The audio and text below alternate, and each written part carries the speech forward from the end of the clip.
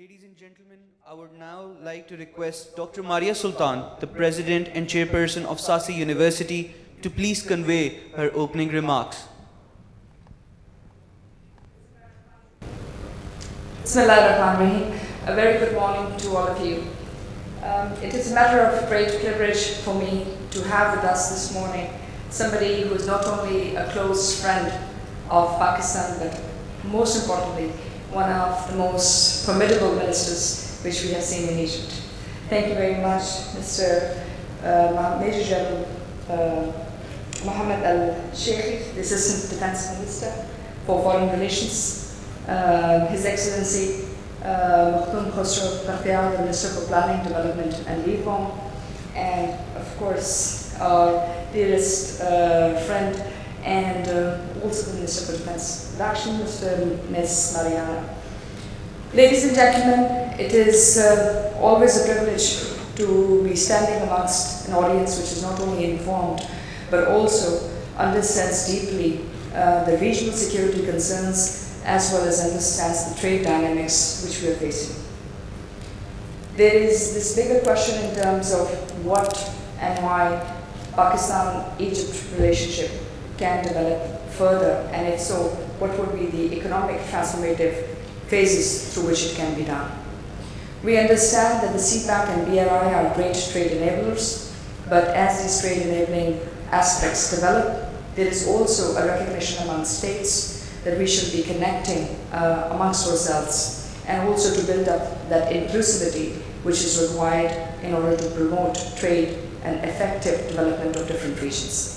It is in this context that we present just a small concept which we believe that the future communication highways will be putting on all leadership, including that which is present in Pakistan as well as those which are present on the BRI routes. That means that how do we include the next communication highways of space, air, and most importantly, build up an energy corridor. It is no secret that the energy dynamics and the energy corridor dynamics which exist between the Suez Canal and Gawada and Strait of Hormuz are of phenomenal capacity. And it is in this context we present a north-south corridor which would use not only the existing BRI framework which connects the eastern phase with the western phase, builds up on the aviation routes which you can see, as well as the maritime routes which are right now visible on the screen at the back. We believe that as the cyber connectivity is also moving through that, the possibility for north-south corridor exists, not only in the economic sense, but also in terms of development.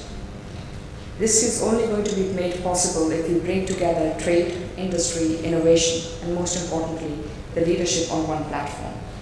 The TDAS platform which we have tried to create aims to bring various stakeholders in the economic futures of these countries together, allow them to think on different issues, and maybe come up with some combined solutions. The map which you're seeing at this moment indicates our connectivity through China-Pakistan Economic Corridor and the various economic routes which can be built up, both in the maritime domain as well as the road and railway links. We also believe fundamentally that the aviation mix, which can link different parts of the world, now exists in terms of Cairo as well as Pakistan emerging as one of the future aviation connectivity points.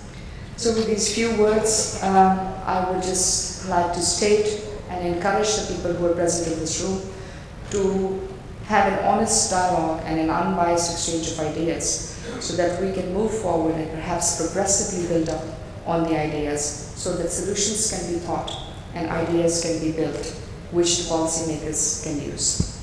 Today this room is filled with leaders, and now I shall request the most honorable Assistant Defense Minister, Mr. Keshri, to please kindly come to the podium and share with us his thoughts in terms of how he looks at the security dynamic and most importantly the possibility of connecting countries for supply chain stability.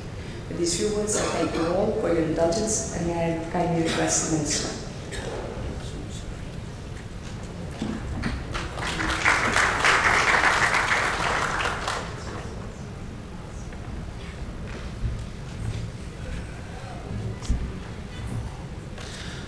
السلام عليكم.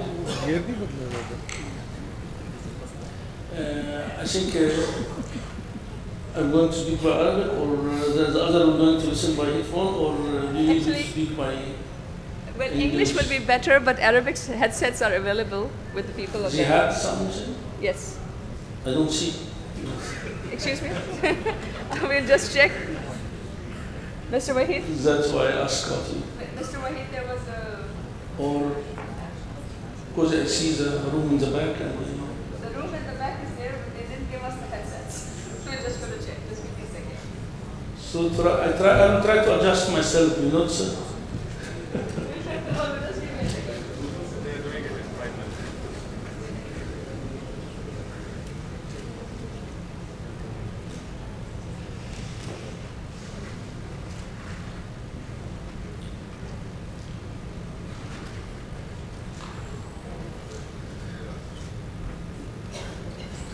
بسم الله الرحمن الرحيم. Mr. Minister, مخدوم باختيار, all of the great audience, brothers and sisters.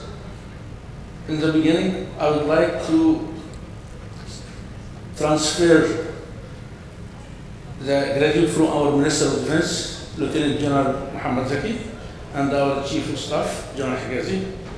And we really appreciate all of the efforts for your invitation to be here with you, to share you the 70 years of the relationship between Pakistan and Egypt. And it is a great pleasure for me to speak in this great audience about this historical relationship, have been tying the two countries together.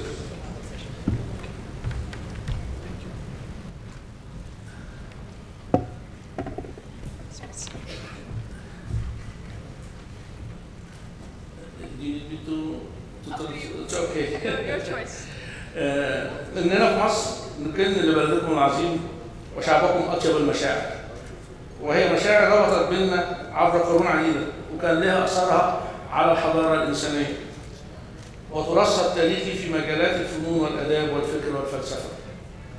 مثال ذلك قصيدة حديث الروح لشاعركم العظيم محمد إقبال، والتي تغنت بها أم كلثوم، والتي عبرت خير تعبير عن ديننا الإسلامي الحنيف وسماحته وقيمه ومبادئه الإنسانية التي تدعو للخير والسلام.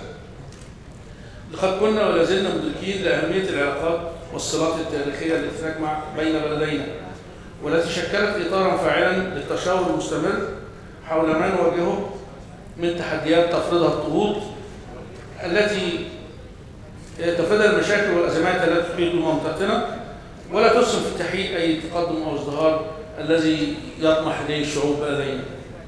مصر وباكستان تربطهم علاقات تاريخية مميزة تعد نموذج في التعاون، فمصر هي أول دولة في الشرق الأوسط تفتح فيها باكستان سفارة بعد حصولها على الاستقلال مباشرة، كما تم تعيين أول سفير باكستاني في مصر في 30 يونيو 1948. وفي عام 51 ومع قيام ثورة 52 ساندت باكستان الثورة وأيدت سعي مصر للحصول على الاستقلال، ووقفت باكستان بجانب مصر في حرب أكتوبر 73، حيث قامت باكستان بإيواء السفن الحربية المصرية، بعض السفن الحربية المصرية آنذاك. وقام الرئيس السادات بزيارة باكستان بعدها بعام في 74، حيث لعبت مصر دور رئيسي في إجراء المصالحة بين باكستان وبنغلاديش.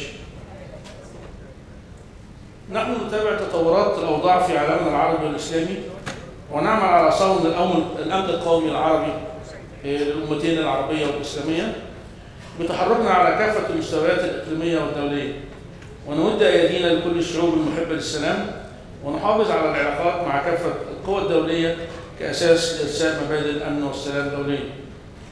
ولا جدال أن العلاقات الباكستانية المصرية على مدار العقود المختلفة كانت تتميز بالعمق والروابط التاريخية، وبصفة خاصة في المجال العسكري، انطلاقا من حقائق التحديات والأهداف المشتركة في محيطنا العربي والإقليمي، وبصفة خاصة ما نواجهه اليوم من تصاعد الطاعون الإرهابي الذي بات يشكل تهديدا ليس فقط للأمن القومي لأمننا القومي، وإنما الأمن والسلم الدوليين وإضراره بمبادئ ديننا السمحة. وما تتطلبه هذه اللحظة الفارقة بتاريخ أمتنا الإسلامية من ضرورة تضامن وتضافر جميع الجهود للتصدي لهذا التهديد وتحقيق الأمن والاستقرار لأوطاننا ومنطقتنا العربية والإسلامية والشرق الأوسط. إن وعينا بما نواجهه من تحديات ومخاطر داخلية وإقليمية يستوجب العمل مع أشقائنا لكي نظل على استعداد تام لمواجهة التحديات والمخاطر والتغلب عليها والقضاء على أسبابها، لكي لا تقف بيننا وبين آمال شعوبنا المتطلعة إلى الغد الذي يحمل لها التنمية والأمن، وإننا ماضون على هذا الطريق بعزم وثقة بالنصر بإذن الله.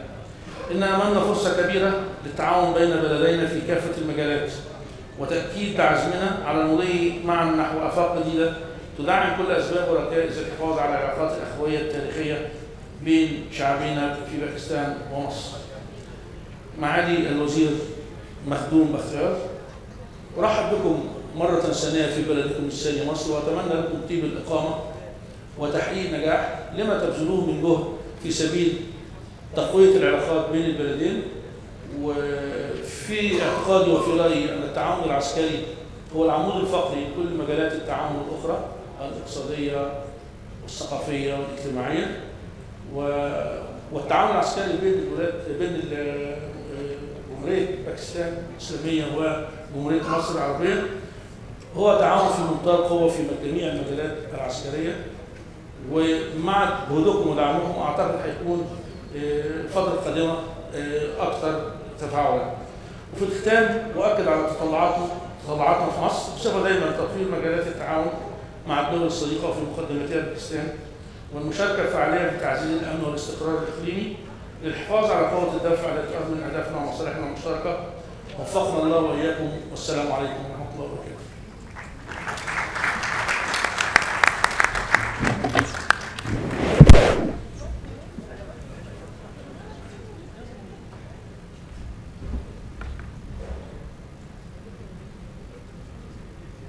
Well, ladies and gentlemen, that was one of the most delicious speeches which we've heard this morning. If there are any questions, this is the time to ask, and there will be just one round of questions because His Excellency has to leave. So if there are any questions, please do ask. Kindly indicate who's speaking and also identify yourself.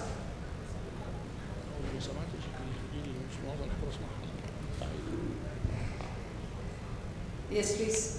Please, can you kindly identify yourself and ask the question? Yes, actually, this is not a question. Good morning. Thank you very much, Maya, for historic event or historic well-organized conference, and thanks a lot for Honorable Brigadier General, Major General, Mohammed Al-Kishki, our defense assistant. I would like to confirm something important concerning what has been mentioned by His Excellency General Mohammed Al-Kishki. It was not only that Pakistan harbored just after 1966 war between Egypt and Israel some pieces of the Egyptian fleet, but also in addition to that, which is very more crucial in the Pakistani-Egyptian relations, in 1973, our glorious war of liberation, it is not a secret that the Pakistani bombers, jets of the Pakistani Air Force actually took part in very effectively in the liberation of Sinai, side by side with our heroes in this war. Before that, in the first round of the Arab-Israeli armed conflict in May 1948, a year after the independence of our lovely friendly Pakistan, the armed militants of Pakistan participated in the same war with the 5 organized Arab armed forces. Thank you. Thank you for Pakistan. Thank you. Well, thank you so much. Thank you so much for that statement. With your kind permission, I'll make one comment, General, and then hand it over to you. I'll concur with you with the fact that Egypt and Pakistan have been brothers not in peacetime but also in war, because we feel that we have not two hearts but one, and we beat for each other. But most importantly, I would just beg to correct one thing, that they were not armed militants, but these were people who fought for freedom, and freedom for the people of this land, and freedom fighters who stood against tyranny and stood against injustice. So a small factual accuracy would help a long way in providing historical clarity with regards to the spirit in which the assistance and the cooperation was done. I thank you so much for your comment. Would you like to say something?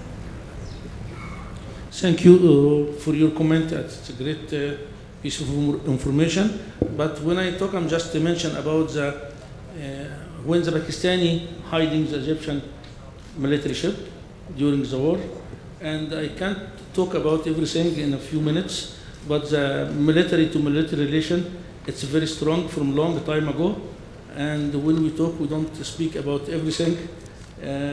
We need hours and hours to talk about it. But with all of this existing number of the company, even for military sector and for trade sector, for investment, I think we're going to witness a lot of advanced cooperation, and we're going to enhance this relationship more and more. We need each other. It's a win-win situation. We have to work together for many different fields, for joint training, for exchanging information, for a lot of stuff we need to do it. That's why all of this great, amazing people, and with Excellency Minister Makhdoom Bakhtiar, he's here by himself, and I think with this amazing group, we're going to achieve a lot. Thank you. Thank you so much, Your Excellency. We are honored. Please, everyone, please raise a hand of applause for our speakers.